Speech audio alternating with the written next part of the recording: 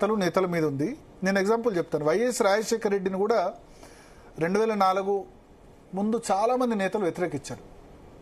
ఆయన పాదయాత్ర కానీ చాలామంది యాంటీ వర్గం ఉండేది. వైఎస్ రాజశేఖర రెడ్డి వ్యతిరేక వర్గం ఉండేది. నేదురుమల్లి జనార్దన్ రెడ్డి కానీ, లేకపోతే తెలంగాణలో చాలామంది వి హనుమంతరావు కానీ, కేకే కానీ, డి శ్రీనివాస్ కానీ చాలా వ్యతిరేక వర్గం ఉంది ఆయన కూడా అప్పుడు ఆ సమయంలో. కానీ గులాం నబీ ఆజాద్ ఇన్ఛార్జ్గా వచ్చి గేమ్ చేంజ్ చేసి పారేశారు.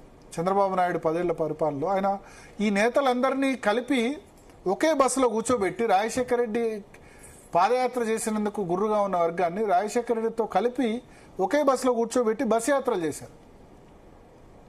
అప్పుడు పార్టీ 2004లో అధికారంలోకి వచ్చింది. తిరుగులేని 186 సీట్లు కాంగ్రెస్ పార్టీకి వచ్చాయి. తెలుగుదేశం కేవలం 40 సీట్లకు పరిమితమైంది. నెక్స్ట్ మొన్న రేవంత్ రెడ్డి మీద మొదట్లో ఇనీషియల్గా ఒక 6 నెలలు వ్యతిరేకత ఉన్న కాంగ్రెస్ లీడర్సు మళ్ళీ ఎన్నికల సమయంకి వచ్చేసరికి లాస్ట్ 5-6 నెలలు కలిసి పనిచేశారు. మణికం ఠాగూర్ ఇన్ఛార్జ్గా కాంగ్రెస్ పార్టీ ఉన్నప్పుడు కాంగ్రెస్ కలవలేదు. బట్ మహారాష్ట్ర నుంచి వచ్చిన మణికం ఠాగూర్, మాణిక్ ఠాక్రే ఇద్దరు పేర్లు సిమిలర్గానే ఉన్నాయి. తమిళనాడు వ్యక్తి మణికం ఠాగూర్ ఉన్నప్పుడు అవుట్ రైట్గా రేవంత్ రెడ్డి సపోర్ట్ చేశారు. మమ్మల్ని పట్టించుకోలేదని కంప్లైంట్ చేస్తే ఆయన మార్చి మాణిక్ రావు ఠాక్రే మహారాష్ట్ర నుంచి తీసుకొచ్చి పెడితే ఆయన చాలా సాఫ్ట్గా సింపుల్గా ఉండి అందరితో కలిసిపోయారు. అందరినీ కలిపి నడిపించారు, అధికారంలోకి వచ్చింది. సో రేపు భారతీయ జనతా పార్టీ 2028లో అధికారంలోకి రావాలంటే ఈటెల సంజయ్ కాంబినేషన్ డెడ్లీ. ఇది వాళ్ళిద్దరు కూడా గ్రహించాలి. వాళ్ళు గ్రహించే పరిస్థితి లేకపోతే ఈ మిగతా నేతలు నచ్చజెప్పాలి.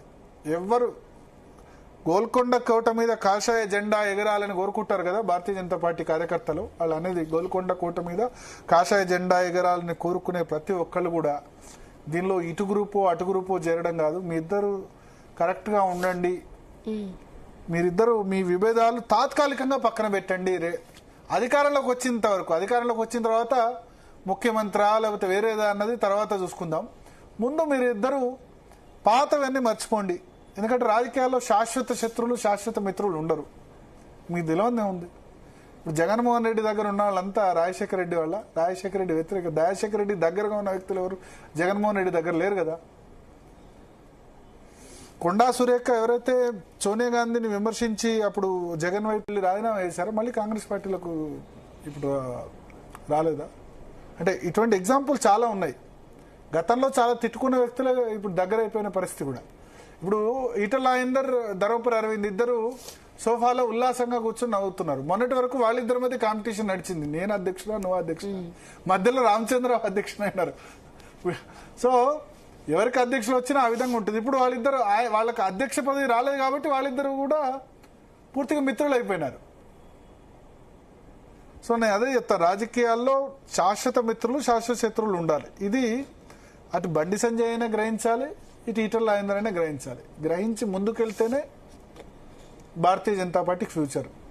వాళ్ళిద్దరు ముందుకు వెళ్ళకపోతే దీన్ని చొరవ తీసుకోవాల్సిన బాధ్యత పెద్దగా కేంద్ర మంత్రి కిషన్ రెడ్డి మీద ఉంది రేపు. ఎందుకంటే పార్టీ అధికారంలోకి వస్తే కిషన్ రెడ్డికి ఎక్కువ అవకాశం ఉండొచ్చు, వీళ్ళిద్దరిని కాదని. ఎందుకంటే ఆయన లాయలిస్ట్, పార్టీ లాయలిస్ట్, అధిష్టానానికి లాయలిస్ట్ అని ఒక పేరుంది కదా. అధిష్టానం ఏం చెప్తే అది చేస్తాడని. లేదా పార్లమెంటరీ బోర్డు మెంబరు, లేకపోతే ఓబీసీ మోర్చా జాతీయ అధ్యక్షులు, ఇప్పుడు నేషనల్ ప్రెసిడెంట్ ఎలక్షన్ ఇన్ఛార్జ్ అయిన లక్ష్మణ్కు బాధ్యత ఉంది. వీళ్ళెవరికి కాకుండా మిగతా నేను 2028లో ఎమ్మెల్యే గెలుస్తాను, లేకపోతే ఎమ్మెల్యేకు పోటీ చేస్తాను, రేపు లోకల్ బాడీ ఎలక్షన్లో పోటీ చేస్తాను అనుకునే వాళ్ళు కూడా వీళ్ళిద్దరూ కలిస్తే, వీళ్ళిద్దరు క్యాస్ట్ కాంబినేషన్ కలిస్తేనే భారతీయ జనతా పార్టీకి ఫ్యూచర్. లేకుంటే మళ్ళీ ఇదే 7 సీట్లు 8 సీట్లు ఇంతే, అసెంబ్లీలో పార్లమెంట్లో ఇదే పరిస్థితి ఉంటుంది. సో ఇది ఈ ఇరువురు నేతలు గ్రహించాలి, ఆ పార్టీ కార్యకర్తలు గ్రహించాలి, ఆ పార్టీలో ఉన్న సెకండ్ క్యాడర్ ఉండాలి. ఇటు వీళ్ళకు వ్యతిరేకంగా ఒకరికొకళ్ళు సోషల్ మీడియాలో పోస్టులు నేతలకు పెట్టుకుంటే ఏముండదు. సరే, ఇప్పుడు బండి సంజయ్ మొన్న ఒక మాట అన్నాడు, ఈటల రాజేందర్ ఒక మాట అన్నాడు, చెల్లుకు చెల్లని అనుకోవాలి ఇద్దరు. ఏదో ఆయన కోపం అన్నాడు, ఈయన కోపంలో అన్నాడు. కొంత ఎంతైనా ఏమంటారు, వెంటనే ఆలింగనాలు ఆత్మీయంగా కలిసి పనిచేయాలని ఉండవు, మనసులో పెట్టుకుంటారు. బట్